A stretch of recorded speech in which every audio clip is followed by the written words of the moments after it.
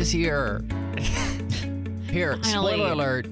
You're probably listening to this right now and you're thinking, I wonder what kind of a dude Austin French is.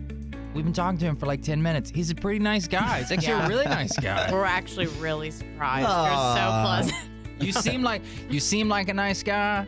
So it's always like, I wonder if that's true, or I wonder if he's got this like a really nice guy act. And we weren't recording or anything. He was super nice. Oh, you really are. Nice. Thank you. I'm blushing over here. We're fans. In the middle of a pandemic, he's got 3 kids. He's releasing new music. I don't know how he's doing it. Maybe some kind of a magician part-time. Where are you finding the time? Yeah. Well, you know, I was gone I did 100 shows last year, gone about 200 days of the year. Oh. And so we were gone a ton. And then when I'm home, there was this like tension of, I got to go write music. And I just couldn't do it. I was just like, I got to be home. So I fought that struggle of like trying to get in the studio, but not really wanting to go in the studio because I wanted to be home, especially with 3 kids and a wife. And so whenever quarantine hit, it was like, hey, all the time that you've been praying for, you got it. And But did you feel creative in that space? Because I've struggled. It was interesting. I've always tried to write music about my life. And so I had already had ideas and songs I had already started to develop before quarantine. And then honestly, just afterwards, it just kind of continued to inspire because I was feeling new things. I'd never been quarantined before. I never experienced a global pandemic before. And so I think the one thing that artists have the responsibility of doing is just writing something that's honest and not the song that you think people want to hear, but the song that's honestly like what you need to sing. And so I got a lot of those songs during this season. I would think, tell me if I have this wrong, but I would think that writing music, which I don't do, but if I did, you'd be really, I know I'm really insecure about a lot of my ideas, but when you're alone by yourself, you'd be like, have I just split the atom when it comes to music, or does this stink? Yeah, how do you tell? How do you know? Oh, that's so true. Luckily, I have a great manager. Within about 3 seconds, he's like, that sucks, or that's amazing. No, That's probably hard to the ego. But it's needed. It's needed. Listen. I take a church, right? If you have an elder group or, you know, like a group around the pastors, like, you're the best, and never be like, dude, you could do a little better. Or like, hey, like, I think you should try this. Like, if you just have yes people around you, then it's not really a true representation of what the market looks like. And so You have to have a certain personality type to take that. well, I've learned pretty quickly that I have all these songs are my babies, but so I sometimes I'm scared to give them to the people in my life. Yeah.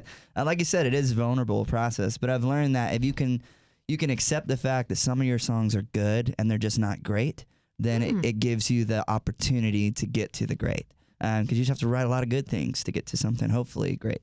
Oh, that's applicable. And I have to say, a lot of your songs are great. I mean, I'm a thank you. fan. When I saw him in the hall for the first time, like a few years ago, I was like, is that Austin? Austin French?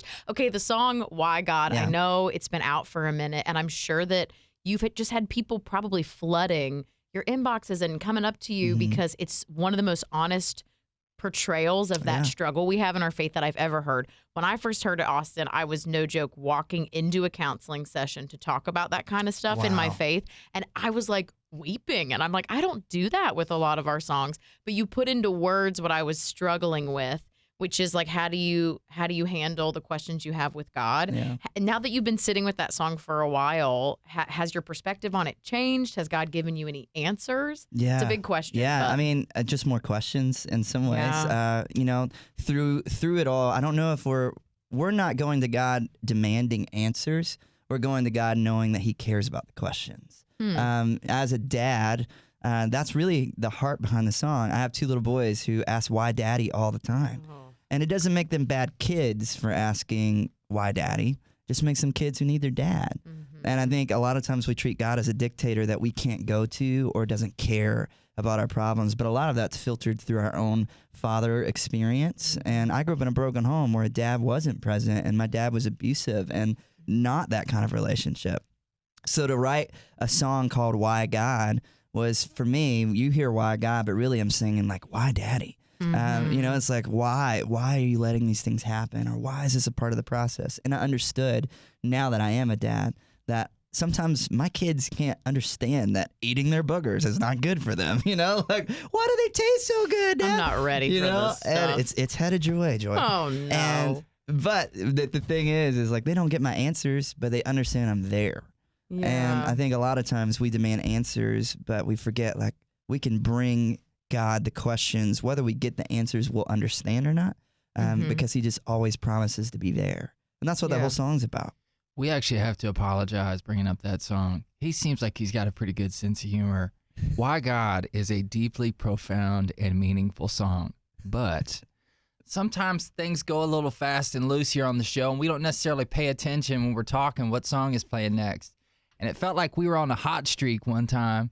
Every time we were talking about something so stupid, like changing a poo-poo diaper, that we would end the conversation, we would hit the song, and we would go into Why God, and we'd be like, and you know the first line, Austin, is why do people have to die? And we'll be like, we should not have talked about a poopy diaper into that. Austin, God forgive please, us. God, don't I'm let him sure be listening. someone's asking Why God about a poopy diaper. Listen, I woke up at 4 a.m. to a puddle of pee at the top of our stairs. Why God? Why God did I step in this puddle of pee? That's a valid question.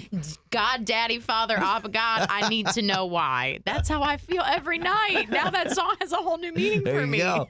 Deep and wide. Your new song, Wake Up Sleeper, it's really good. I don't know if this is strategic or not, but it's really short. And like the first rule of entertainment is always leave them wanting more. Just when you like kind of get into it, you're like, oh, what? And it's over. Yeah. Is that purposeful, or are you just like, that's done? You know, I think what was said, and I think adding anything more. We looked at the song, we're like, wow, that's kind of short. But I think adding something to it would just take away from it, you know? Yeah. So Takes restraint. you got to be simple sometimes, you know, and just keep it short sometimes. I know it's got a deeper meaning, which you should explain. Yeah. But it's also a really good tool to get your kids out of bed for school. Have you done that? Listen, I have done that. The alarm clock for your kids? It's so great. I mean, luckily they could get me. So I rarely get to wake up my children. But it is a joy when I get to, because they're usually the ones waking me up at 3 in the morning. Yeah. So any chance I get and they're still sleeping and I'm up, I'm like, oh, here we go. Grab the guitar. Oh, let's go. Wake up, sleeper. It's time for school. Daddy is here. That's right. I can totally see that now. It's happened. Yes. Yeah, but there is deep meaning, you know. Yes. It's about the gospel, and it's about the fact that all of us literally were headed to our funeral. And there's a Bible story in Luke where Jesus interrupts a funeral of a little boy being carried on the outskirts of town. And Jesus, instead of walking away from the funeral, walks up to the casket, puts his hand on the coffin, and tells this little boy to get up. And that's what he's doing to us every day. I mean, all around the world, funerals are being interrupted every day. Jesus is calling people by name and saying, wake up, sleeper. And if you have been awakened to who Jesus is, then you have a responsibility to tell someone else. I'm sure if you've been resurrected from the dead, you're going to talk about it. Yeah. And I think it's time for us to start talking about it. That's good inspiration for sure. Oh my goodness, it's so powerful. I can't wait to hear the rest of the music on this EP. Yeah. Joy wanted to know if you have like a moisturizing routine or something, because you look. All right, here's the thing. When I first saw Austin's picture and met you in person, I thought you were like the new Christian music Bieber. I'm just going to say it. I thought you were 18 years old. I was like, oh my word, he's got such a poppy feel to his voice. He's so talented. I was like, oh, he's just going to grow into this amazing artist as he grows up. And then I found out you were married, and I was like, that's a little young to get married. Okay. And then I found out you were a dad, and I was like, he looks That's 18 years old. incredible. I also work with another man who looks 18 years old and is not. What's the secret, you guys? Come on, tell us. Lay's potato chips, I guess. Hot Nashville hot chicken. You have no secret. Do people tell you that you look younger than you are? Oh, they always have. That's why I tried to grow some kind of facial hair. You do 'Cause, look I mean, older it's- now. It's a little patchy, but I mean, it makes people be like, oh, look, that dude's kind of older than 12. I feel a likeness Word. to him. I think the answer you're searching for is not just the look, but it's the essence of immaturity that gets carried Yeah, That everywhere I that we see. go. I just right. felt it from both of you. That's what it Yeah. is. Like teenagers. Yeah. But the amazing thing is you both are dads and you're rocking it, and people probably think you're teens. Hey, So it keeps good us job. young. Keeps us young. Yeah, it must be. Okay, do you have any advice for parenting boys? Because Ooh. you have two. I know you just had a baby girl. Yeah. I'm so new to this game. He's not even started talking, but I'm so scared. I legitimately am. Boys are just tough, right? Yeah, I'm sure yeah. every child's tough in their own way, but What do you think? The light is at the end of the tunnel, people. I'm not there yet, but What would you do if you're like, do you have any advice? He was, no. no. You're barely going to make it. Thanks. Yeah, I would say this. Boys, in our experience, are wild and crazy, but it's fun. I think I've never laughed so much. And so if you like to laugh a lot, don't take it too seriously. Oh, no. Because for me, I was like, are you serious? You did this again? You did this again? Now I'm like, well, that was pretty funny, you know? So I just need to like a little bit more open hands with it. A little bit of grace, a little bit of mercy, and a whole lot of laughter is going to happen.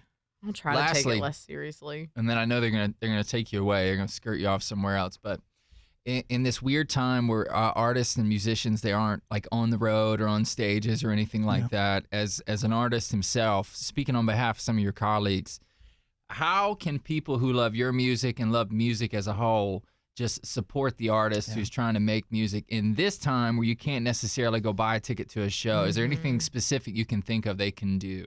Yeah, I mean, new music is a thing, like buying our CDs. I know CDs is like, what are those? Streaming our music, watching our videos. We usually all have merch stores on our websites. And so, things like that. And then, I mean, we're trying to get creative and do live stream concerts and stuff like that. But at the end of the day, praying for us is super important. And then also just kind of reaching out. If you love your artists, go support them. Buy their music. Follow them t-shirts, on social. Just consume their stuff. Totally. Which I think is like really great, tangible. Yeah, that's an easy thing to advice. do. Yeah. Call your favorite station. There it is. Call them. And request the music. That's right. That's right. And we'll play it. It's that simple. You're a great dude. God bless you, man. Thank you, Thanks guys. for being for with being us, here. Austin. The new song is great. The EP is when? Comes out tomorrow. So the September 18th, it's live. So I'm super excited about it. And this is if you're watching this is pre-recorded, so it's probably out. It's out. Yeah, now. it's out. So Go listen. They're like, hold up, I already got that new Awesome French. It's not even supposed to be out Got it till early. tomorrow. Hey. Thanks, man. Thank you guys. This is fun.